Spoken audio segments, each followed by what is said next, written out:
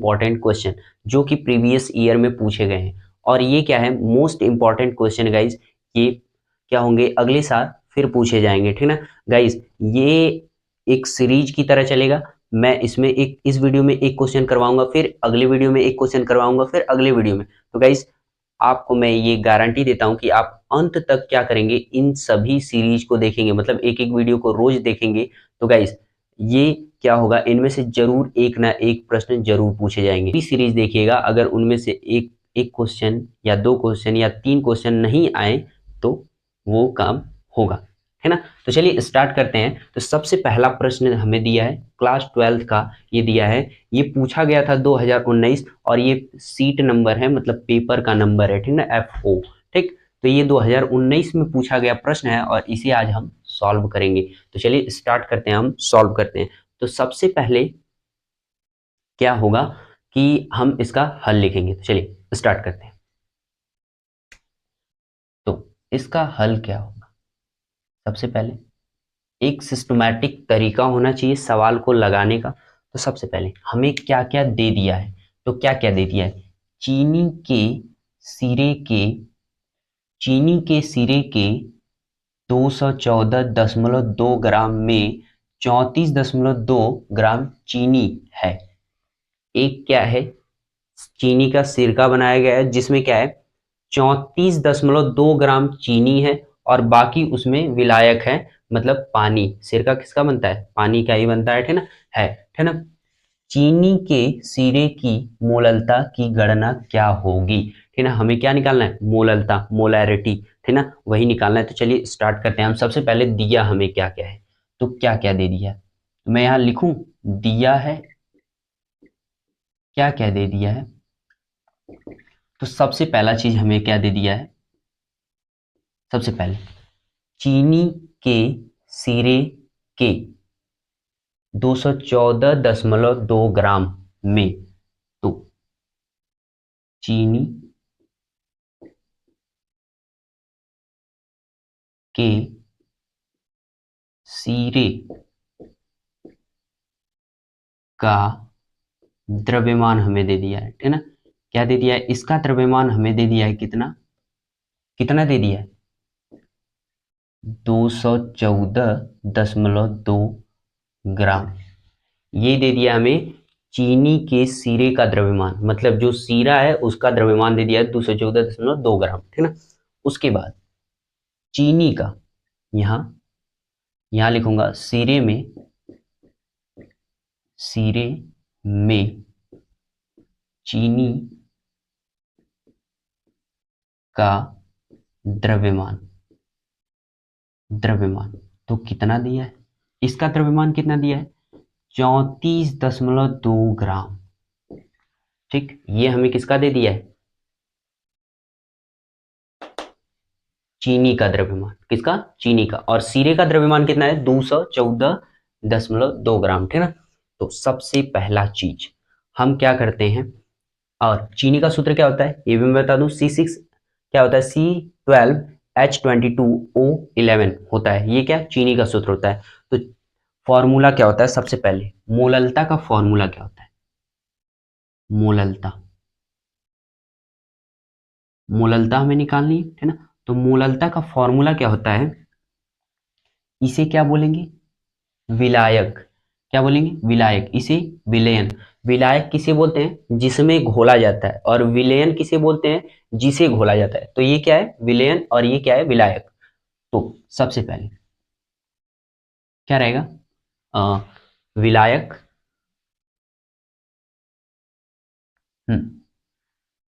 विलायक,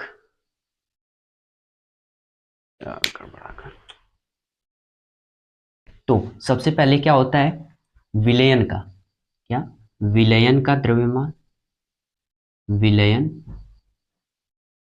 का द्रव्यमान बटा, बटा क्या होता है, क्या होता है,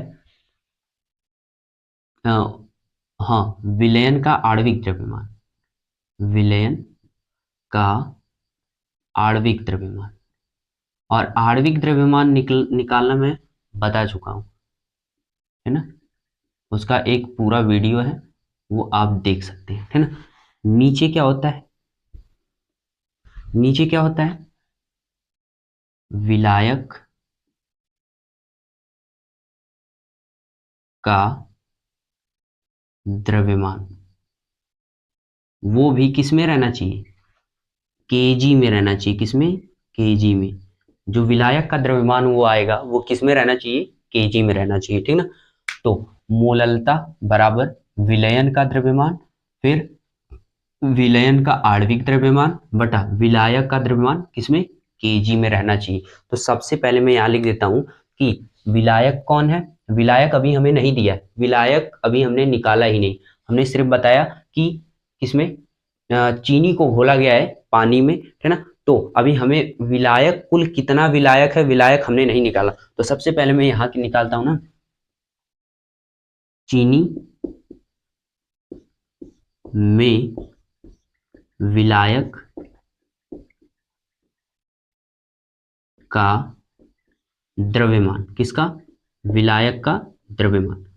तो कैसे निकालेंगे, क्या करेंगे, चीनी के सीरे का द्रव्यमान, कुल कुल सीरा और मतलब चीनी और पानी दोनों मिलाकर कितना है, 214.2 ग्राम, और कुल माइनस कितना करना है, 34.2, ठीक ना। तो इसे घटाऊंगा तो कितना आएगा, तो मैं यहाँ करूं 214.2 में से क्या घटाना है, 34.2 घटाना, ऐसे, है ना। तो घटाऊंगा तो कितना बचेगा, 0, और 4 में से 4 जाएगा तो 0, और यहाँ पॉइंट लग जाएगा, और 11 में से 3 जाएगा तो कितना बचेगा, 8, और यहाँ कितना बचेगा, 1।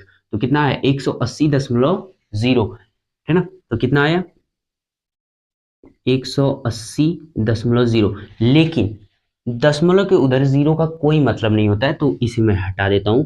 तो कितना आया, 180 ग्राम, ये क्या आया, ग्राम, है ना। इसका मतलब पूरे सिरे में पानी की मात्रा कितनी थी, 180 ग्राम, और चीनी की मात्रा कितनी थी, 34.2 ग्राम, ठीक ना। ये क्या निकला हमारा, चीनी का। लेकिन हमें विलायक किसमें चाहिए, विलायक केजी में चाहिए, लेकिन यहाँ ग्राम में दिया है। तो केजी में बदलने के लिए क्या करेंगे, 1000 से भाग दे देंगे। तो इसमें मैं क्या करता हूँ, 1000 से भाग दे देता हूँ, ठीक। तो ये 0 से 0 कट गया, ठीक। उसके बाद क्या बचा, 18/100, ठीक। और 100 से जब 18 में भाग दूंगा तो आएगा 0.18 केजी, है ना, किलोग्राम। हमने सीरे में विलायक का द्रव्यमान कितना निकाला, 0.18 केजी ग्राम, ठीक ना। ये हमारा निकला क्या, विलायक का द्रव्यमान। उसके बाद हमें विलयन का द्रव्यमान पता चल गया, विलायक का द्रव्यमान पता चल गया, विलयन का आणविक द्रव्यमान अभी हमें निकालना है। तो विलयन कौन है, चीनी, चीनी का आणविक द्रव्यमान कैसे निकालेंगे। तो सबसे पहले यहां मैं आणविक द्रव्यमान लिखता हूं, तो यहां लिखता हूं चीनी का आणविक आणविक द्रव्यमान, क्या, चीनी का आणविक द्रव्यमान, द्रव्यमान। तो आणविक द्रव्यमान कैसे निकालते हैं, मैं यहां लिखता हूं। सबसे पहले क्या दिया है, फॉर्मूला क्या दिया है, C12। तो अणुओं की संख्या कितनी है, कार्बन में अणुओं की संख्या कितनी है, 12। अच्छा, कार्बन का परमाणु क्रमांक कितना होता है, 6, और 6 का जब दुगुना करेंगे तो क्या हो जाएगा, 12, है ना। तो यह हो गया 12, प्लस प्लस किसका है, H, H, H का अणुओं की संख्या कितनी है, 22, गुणे हाइड्रोजन कितने नंबर पे आता है, 1 नंबर पे। लेकिन मैंने बताया था जब आणविक द्रव्यमान निकालते हैं तो हाइड्रोजन क्या होता है, अपवाद होता है। तो हाइड्रोजन का परमाणु क्रमांक का दुगुना नहीं करते हैं, क्या करते हैं, सिर्फ हाइड्रोजन हाइड्रोजन का नहीं करते हैं। अगर कार्बन आ गया, मैग्नीशियम आ गया, सल्फर आ गया, ऑक्सीजन आ गया, तो उनके परमाणु क्रमांक का दोगुना करते हैं, लेकिन हाइड्रोजन का नहीं करते हैं। तो हाइड्रोजन का परमाणु क्रमांक कितना लिखूंगा, 1 लिखूंगा, प्लस अब किसका है, ऑक्सीजन। तो उसमें अणुओं की संख्या कितनी है, 11, गुणे कितने नंबर पे आता है, 8 पे। ऑक्सीजन कितने नंबर पे आता है, 8, 8 का दूना 16, तो ये हो गया 16। अब क्या करो, गुणा करके जोड़ दो, वो निकल जाएगा आणविक द्रव्यमान। तो क्या करता हूं मैं, गुणा करता हूं यहाँ, तो 12 का 12 में गुणा करूंगा तो कितना निकलेगा 144 प्लस 22 का 1 में गुणा करूंगा तो 22 प्लस 16 का इसमें गुणा करूंगा तो 16 एकम 16 को 6 हासिल 1 का 16 एकम 16 1 17 176। ठीक ना। अब सबको जोड़ दो वो निकल जाएगा आणविक द्रव्यमान। तो 6 2 8 8 4 12 को 2 हासिल 1 का। ठीक ना। फिर 7 7 2 9 9 4 13 1 14 को 4 हासिल 1 का। फिर उसके बाद 1 1 2 और 1 हासिल 3। तो आणविक द्रव्यमान कितना निकला 300 कितना 342। और इसे क्या लिखा जाता है ग्राम प्रति मोल में क्या लिखा जाता है ग्राम प्रति मोल। ठीक ना। ये इसे ऐसे लिखा जाता है। तो अब हमें क्या क्या मिल गया मोलालता निकालने के लिए हमें क्या क्या चाहिए विलयन का द्रव्यमान तो वो तो हमें पता है 34.2 ग्राम विलयन है ना। विलयन का आणविक द्रव्यमान वो भी हमें पता है 342 दशमलव कितना 342 ग्राम प्रति मोल वो निकल गया। और उसके बाद विलायक का द्रव्यमान केजी में तो वो भी हमें मिल गया। ठीक ना। अब सबका मान रख दो और निकल जाएगा। तो मोललता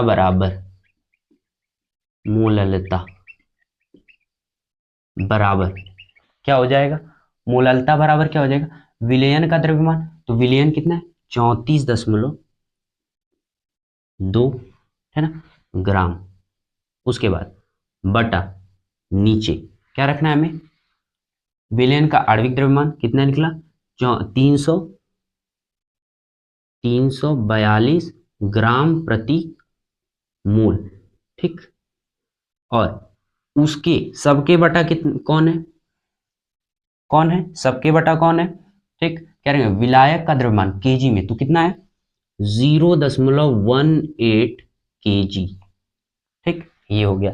अब यहां देखो ये ऊपर नीचे काट सकते हो तो ग्राम से ग्राम कट गया और ये क्या है एक संख्या बाद दशमलव लगा है तो इसमें एक संख्या बाद लगा है तो यानी इसे हटाऊंगा तो इंटू 10 हो जाएगा कितना हो जाएगा 10 नीचे कितना हो जाएगा 10 और इसे जब भाग दूंगा तो ये एक बार में कट जाएगा तो यहाँ सिर्फ एक बचा 1/10 मोल यही बचा सिर्फ। है ना। तो मैं इधर करता हूँ यहाँ पे करता हूँ तो कितना आया मोललता को मैं एम से लिख देता हूँ किससे स्मॉल एम से बराबर कितना 1/10 प्रति मोल क्या है 1/10 प्रति मोल और नीचे कितना है 0.18 ये दिया है ना। ये क्या दिया है केजी में ही दिया है केजी है ना। अच्छा इसमें ऐसे कर लो तो इसको जब पलटोगे तो क्या हो जाएगा m बराबर क्या हो जाएगा m बराबर गाइस दिखाई नहीं दे रहा है थोड़ा मैं यहाँ साइड में लगाता हूँ है ना। मैं इसको मिटाता हूँ और यहाँ मैं साइड में कर देता हूँ है ना।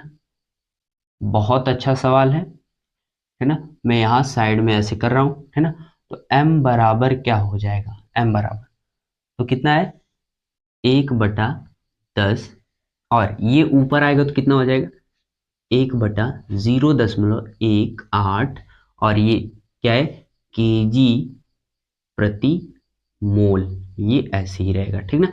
उसके बाद ये दशमलव हटाऊंगा तो ऊपर 2 जीरो बढ़ जाएगा क्योंकि 2 संख्या बाद लगा है तो m बराबर कितना हो जाएगा 1/10 गुणे 100/18 और केजी प्रति मोल। ठीक ना। तो ये 0 से 0 कट गया और ऊपर वाले में 1 से 10 में गुणा करूंगा तो कितना हो जाएगा 10 बटा और नीचे कितना हो गया 18 और ये केजी प्रति मोल तो केजी प्रति मोल। ठीक ना। ये हो गया हमारा और 18 से जब इसमें भाग दूंगा 18 से 10 में भाग दूंगा तो अप्रोक्सीमेट 0.5 आएगा 0.5 बार आएगा। ठीक ना। तो मैं इसको अप्रोक्सीमेट 0.6 लिख लेता हूं तो मोलैरिटी कितनी आ गई 0.6 केजी प्रति मोल। ठीक ना। ये हो गया हमारा आंसर। ठीक। तो ये हो गया हमारा आंसर। तो इस प्रकार क्या करेंगे, इस क्वेश्चन को लगाएंगे और सॉल्व करेंगे। तो गाइस कितना अच्छा क्वेश्चन था और कितनी आसानी से हमने सॉल्व कर लिया, और एकदम सिस्टमैटिक रूप से ऐसे ही आप पेपर में क्या करेंगे, सॉल्व करेंगे, और आपको ये पूरे पूरे नंबर इसमें मिलेंगे। और ये क्वेश्चन था 6 नंबर का, और 6 नंबर आपको पूरे अच्छे से मिलेंगे फिजिक्स में, ठीक ना।